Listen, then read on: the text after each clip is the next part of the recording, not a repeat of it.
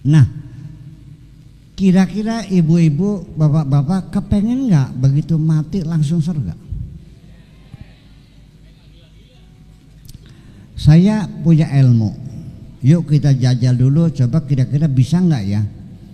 Jadi orang yang mati langsung masuk surga itu di samping persoalan tidak membawa dosa, karena kondisi kejiwaan mereka sudah dalam keadaan damai. Namanya nafsul mutmainnah. Makanya orang yang meninggal ketika sudah damai, sudah tidak ada keluh kesah, tidak ada kekecewaan, tidak ada rasa benci, tidak ada kemarahan, tidak ada hasud, tidak ada. Yang ada hanya bahagia, damai, tenang, tentram, tumaknina. Nah, itulah makanya nafsul mutmainnah ini adalah sebagai persyaratan tiket untuk langsung masuk surga, yaitu bagaimana caranya supaya jiwa kita ini selama hidup selalu dalam keadaan damai. Dengarkan firman Allah, Bismillahirrahmanirrahim. Ya ayyatuhan nafsul mutmainnah, wahai jiwa yang damai. Irji'i ila rabbiki, pulanglah, yuk kita pulang kepada Tuhanmu. Radiyatan mardiyah, kamunya suka, Allah juga suka. Sirane seneng, Gusti Allah seneng. Wadkhuli fi ibadi, ayo naik kendaraan bareng-bareng bergabung dengan hamba-hambaku. Wadkhuli fi ibadi, begitu sudah masuk kendaraan bersama-sama hamba Allah, lalu kereta itu berangkat, krieng berangkat, begitu grog sampai blak dibuka, fadkhuli jannati, silakan masuk ke dalam sorgaku. Enak nggak Pak? Datangnya dijemput, ya kan, bergabung dengan sahabat-sahabat kekasih-kasih Allah. Begitu sampai tujuan, blak dibuka pintunya, monggo silahkan, diaturi melebet, mangga fadkhuli jannati. Nah, jadi nafsul mutmainnah ini satu radiyatan mardiyah. Allahnya senang, kitanya senang. Jadi orang yang jiwanya tenang itu orang yang jiwanya selalu senang. Apapun yang diberi Allah selalu senang. Saya mau nanya, bisa enggak, sulit atau mudah, gampang atau angel membangun jiwa kita supaya selalu senang apa saja pemberian Allah itu? Bisa nggak kira-kira? Oke. Dikasih uang banyak seneng nggak? Alhamdulillah. Dikasih uang sedikit seneng nggak? Alhamdulillah. Tidak dikasih uang seneng nggak? Nggak lulus tuh. Tidak dikasih uang pun selalu senang, alhamdulillah. Sampai duitnya hilang juga alhamdulillah. Kalau bisa begitu, percayalah, nanti matinya dijemput, langsung diantarkan, langsung masuk ke dalam surga. Radiyatan mardiyah, kamunya senang, Allahnya senang, sama-sama senang. Begini, kalau engkau selalu senang apapun yang kuberikan kepadamu, maka aku pun selalu senang apapun yang engkau lakukan. Sampeyan sing rewel bae cangkeme, apa beka orang seneng Gusti Allah kenke. Tapi kalau kamunya selalu senang, tidur pun Allah senang, gak ada urusan. Karena saling mencintai. Orang itu kalau sudah cinta, yang jelek kelihatan bagus, percaya enggak? Tapi kalau orang itu benci, yang bagus semuanya kelihatan. Itulah, maka yang perlu dibangun adalah cinta kita kepada Allah melalui ridha kita kepada segala keputusan Allah. Makanya ibtigha mardatillah itu menjadi acuan kita bersama. Apapun yang kita lakukan ibtigha mardatillah dalam rangka nyeneng-nyeneng Gusti Allah. Nah, selama ini apa yang kita lakukan tidak pernah untuk nyeneng-nyeneng Gusti Allah, tapi nyeneng-nyeneng diri kita sendiri. Wis konon bae. Ya cek badogen dewek mana. Allah akan senang kalau kitanya menyenangkan Allah. Kalau kitanya menyenangkan diri sendiri, ternyata kita selama ini yang kita lakukan adalah untuk menyenangkan diri kita sendiri. Kapan kita berbuat sesuatu supaya Allah senang? Ibu-ibu sekalian, punya suami berbeda-beda. Ada suami yang cerdas. Seorang istri merasa bahagia sekali karena semua yang suami lakukan selalu ingin menyenangkan hati istrinya. Berbahagialah engkau wahai perempuan kalau punya suami yang selalu menyenangkan hatimu. Paham bikin ke? Paham bikin ke? Iya, atensinya begitu besar. Iya, bepergian pulangnya bawa sate kayak dengan isira baeno kita. Ya, oleh sate terung tusuk sate. Iya.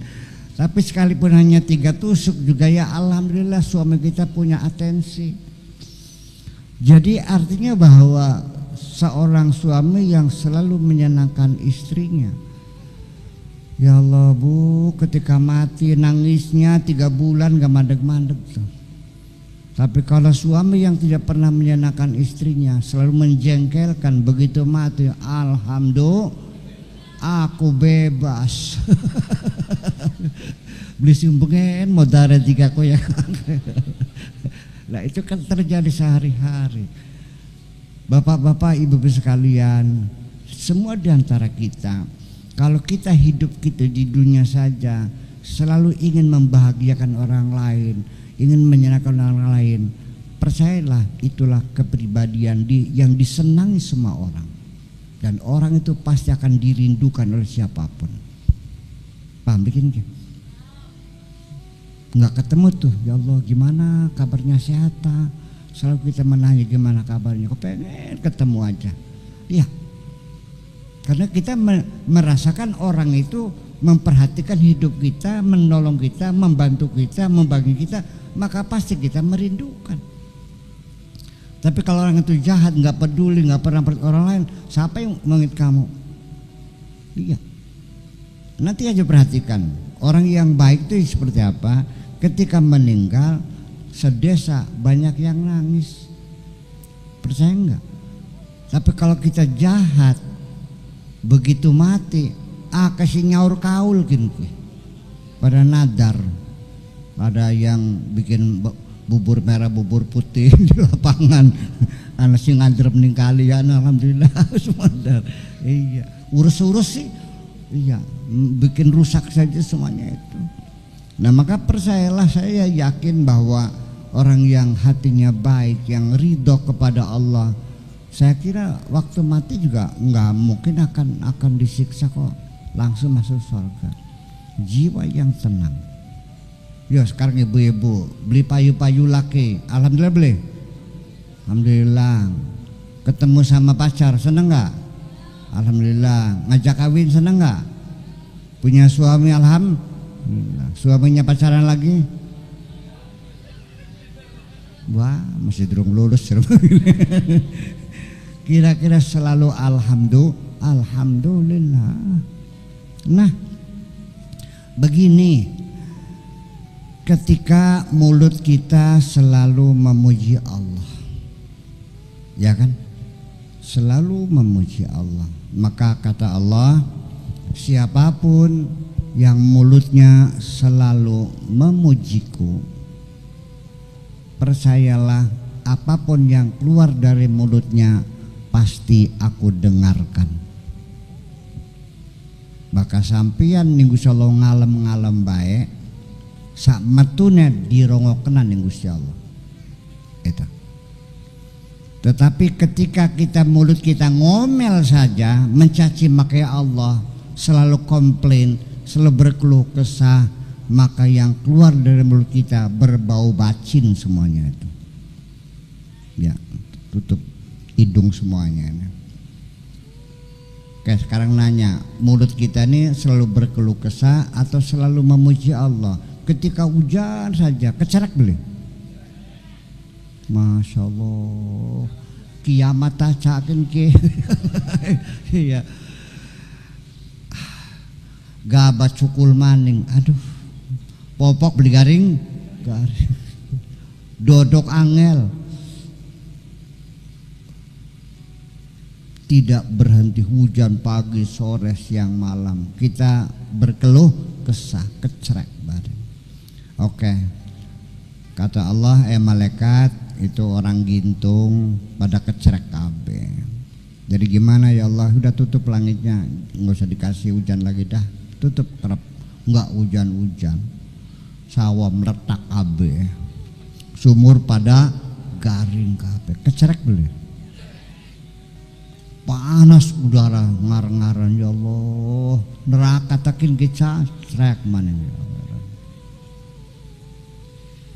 Begitu dilihat masih kecerek juga, malaikat coba alternatif ketiga, sekarang kasih hujan pagi, sorenya stop, siang hujan, malam tidak, pagi hujan, sore tidak, entar hujan, entar tidak, kecerek mana yang boleh? Iki jagat leglok itu. Jadi itulah satu gambaran bahwa sehari-hari kita ini selalu mempersalahkan Allah, selalu berkeluh kesah, untung ditempong sih lagi. Tapi kalau sudah berlebih-lebihan, setiap hari cerak ditempong aja dengan tuh.